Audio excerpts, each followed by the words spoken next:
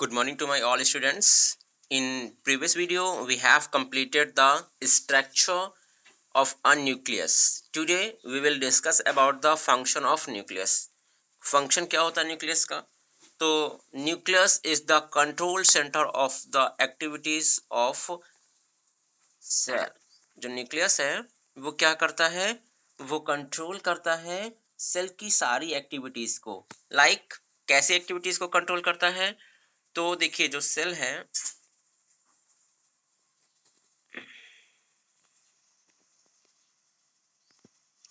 कैसे एक्टिविटीज को कंट्रोल करता है, osmo regulation, protein synthesis, enzyme formation etcetera. जितनी भी सेल्स के अंदर मेटाबॉलिक एक्टिविटीज होती हैं सारी किसके द्वारा कंट्रोल की जाती हैं? न्यूक्लियस के द्वारा कंट्रोल की जाती हैं. It is a structure of gene. ये क्या है? ये है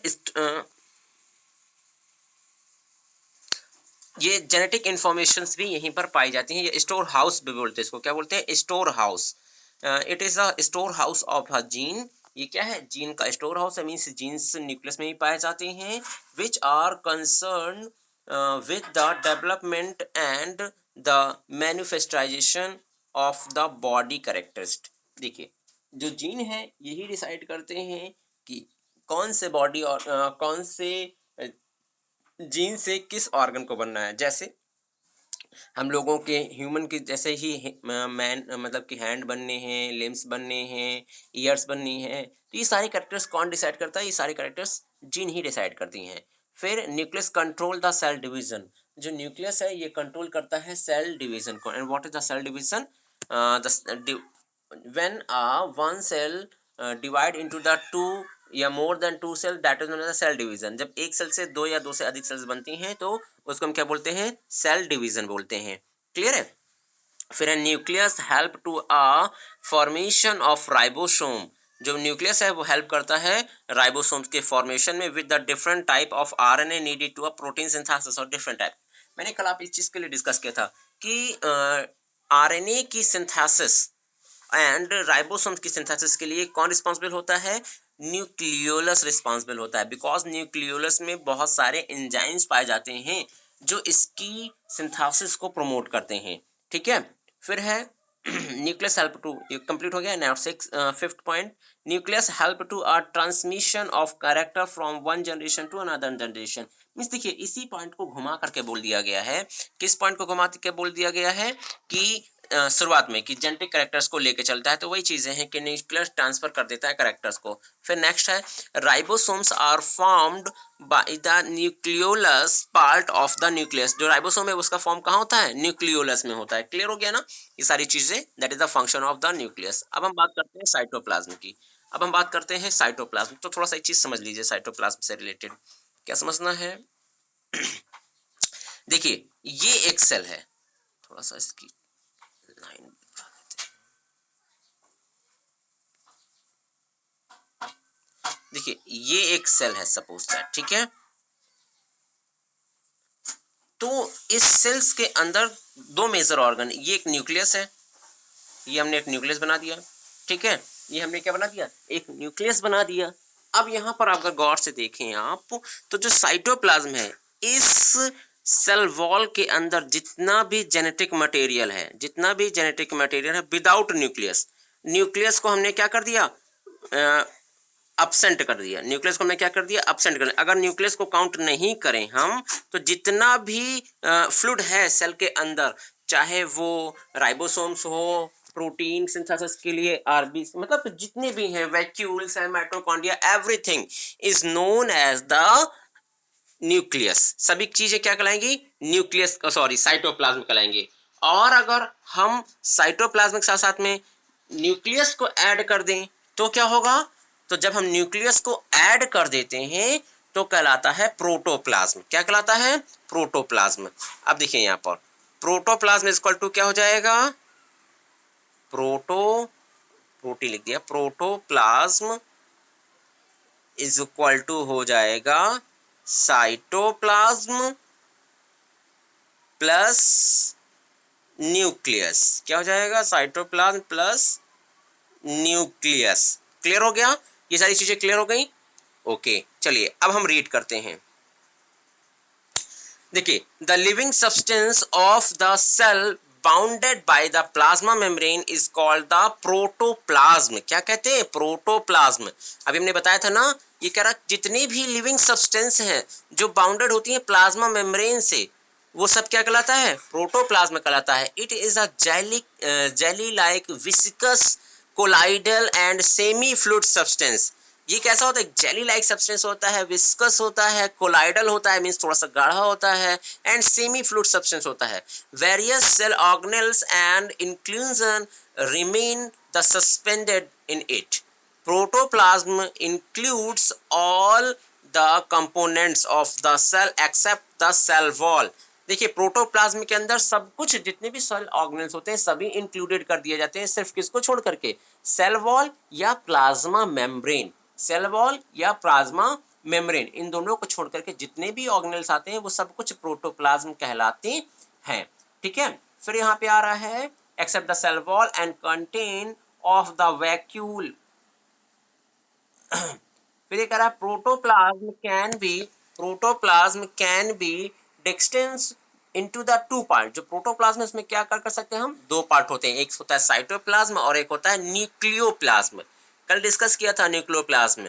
ठीक है, what is a nucleoplasm? That's a question. अभी हम जब डिस्कस सेशन पे जाएंगे तो सभी लोग मुझे लिख के बताएंगे कि व्हाट इज द न्यूक्लियोप्लाज्म। अब मेन थ्योरी में आते हैं साइटोप्लाज्म की। What is the cytoplasm? Cytoplasm is the part of protoplasm. जो साइटोप्लाज्म है वो क्या है? पार्ट ऑफ द प्रोटोप्लाज्म है, which is occupy the space between the plasma membrane and the nuclear membrane. जो कहाँ पाया जाता है? प्लाज्मा मेम्ब्रेन और न्यूक्लियर मेम्ब्रेन के। डोंट थिंक, कुछ भी सोचना नहीं है, सिंपल सा आपको फिगर बनाना है। ये हमने सेल बना दी, देखिए ये हमने एक सेल बना दी, ये न्यूक्लियस है। तो न्यूक्लियस की मेम्ब्रेन, अब हमने बताया था कि सेल के अंदर जितना भी सब्सटेंस है न्यूक्लियस को छोड़ करके वो सब कुछ क्या कहलाता है? साइटोप्लाज्म कहलाता है। तो देखिए, प्लाज्मा मेम्ब्रेन से न्यूक्लियर मेम्ब्रेन तक जो भी चीज सब्सटेंस है सब कुछ क्या है? Everything is a cytoplasm. मतलब कुछ भी आपको याद करने की जरूरत नहीं है। अगर आपको एक भी बार कॉन्सेप्ट क्लियर हो गया, then you have to capacity to write down it's your. ठीक है, और आप अपने मन से डिफिनेशन लिख सकते हैं। फिर ये कह रहा है nuclear membrane, the cytoplasm contain above the 90% water. Cytoplasm में क्या होता है? 90% वाटर पाया जाता है, 7% प्रोटीन पाई जाती है, 2% carbohydrate and the lipid and 1% inorganic material, minerals, vitamin etcetera. तो that is the components of a cytoplasm. कि साइटोप्लाज्म में क्या क्या पाया जाता है। अब हम बात करते हैं सेल ऑर्गेनेल्स की।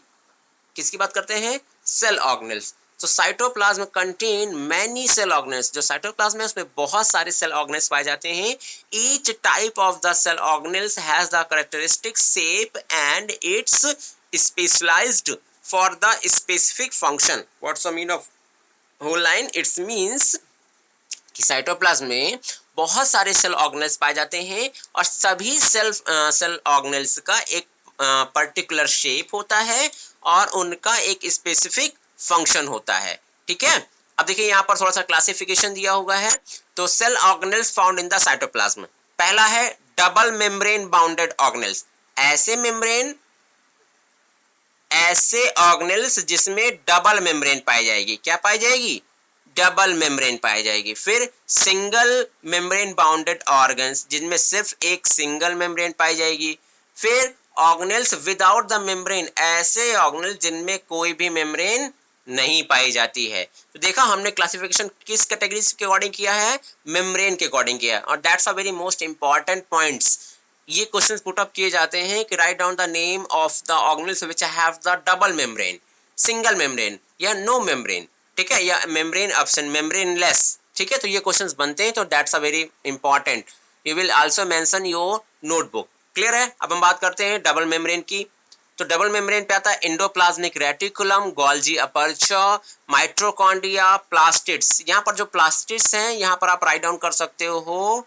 प्लास्टिड्स के अंदर chloroplast,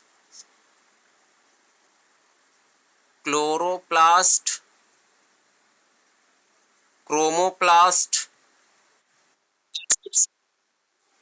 okay, chloroplast, chromoplast and leucoplast. कितने होते हैं? 3 होते हैं।